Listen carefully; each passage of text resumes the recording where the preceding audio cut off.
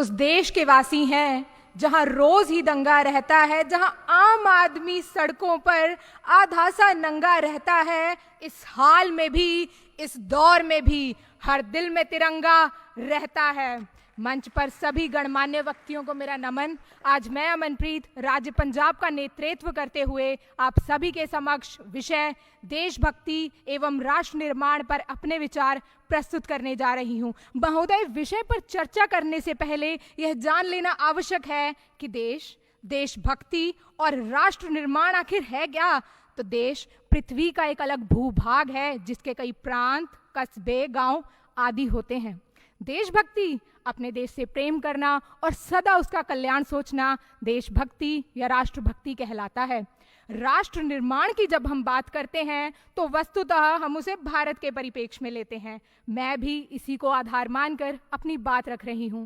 तो आप सब इस बात से सहमत होंगे कि जब आम आदमी, देश का गरीब विकास की मुख्य धारा में आता है और समान अवसर प्राप्त करता है तो उसकी दुनिया बदल जाती है।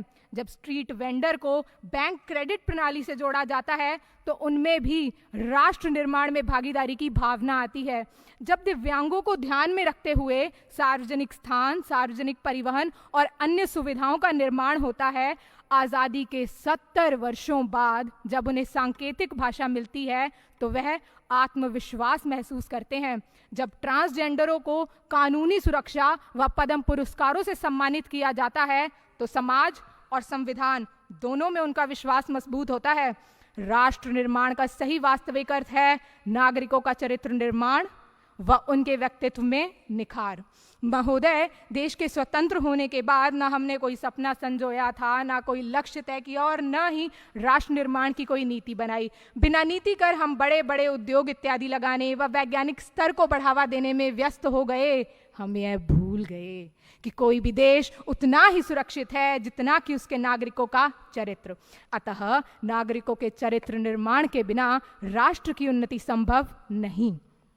तो नीतिगत एवं मूल्यों पर आधारित शिक्षा से नागरिकता का निर्माण करने में सर्वप्रथम दायित्व माँ बाप का होता है। तत्पश्चात अध्यापकों का महत्वपूर्ण योगदान होता है और जब अध्यापक और अभिभावक साथ साथ चरित्र निर्माण करते हैं तब सही मायनों में एक बड़ा और मजबूत राष्ट्र भर कर आता है। माननीय, चरित्र वह ज्योति है जो सूर्यास्त हो जाने पर भी और सभी रोशनियां बुझ जाने पर भी अलौकिक रहती है।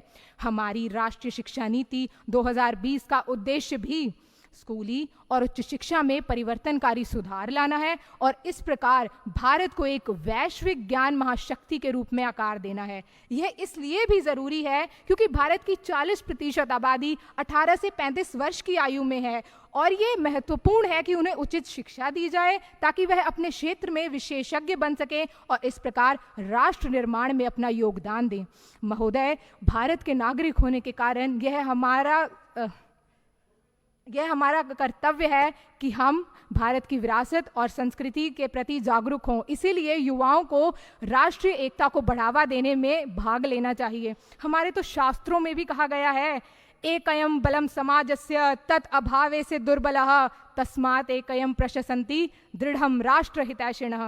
अर्थात किसी भी समाज की, किसी भी देश की जो ताकत है वो उसकी एकता और एकजुट प्रयासों में होती है। तो जो मजबूत राष्ट्र के हितैषी होते हैं वो सदा एकता की प्रशंसा करते हैं और उसे बढ़ावा देते हैं। राष्ट्र के हितों को सर्वोपरि रखते हुए यही एकता देश की हर संस्था के प्रयास में होनी चाहिए। आज जब अमृतकाल में देश अपने लिए असाधारण लक्ष्य तय कर रहा है, दशकों पुरानी समस्याओं के समाधान तलाश कर एक नए भविष्य की ओर अग्रसर है, तो ये जो सिद्धि है, ये सिद्धि सबके साथ के साथ ही तो पूर्ण होगी। हम सबको मिलकर लक्ष्य तक पहुंचना होगा। जेम्स ब्राइस के शब्दों में, देशभक्ति केवल झंडा लहराने में नहीं बल्कि इस प्रयास में है कि देश सही भी हो और मजबूत भी। धन्यवाद। जय हिंद।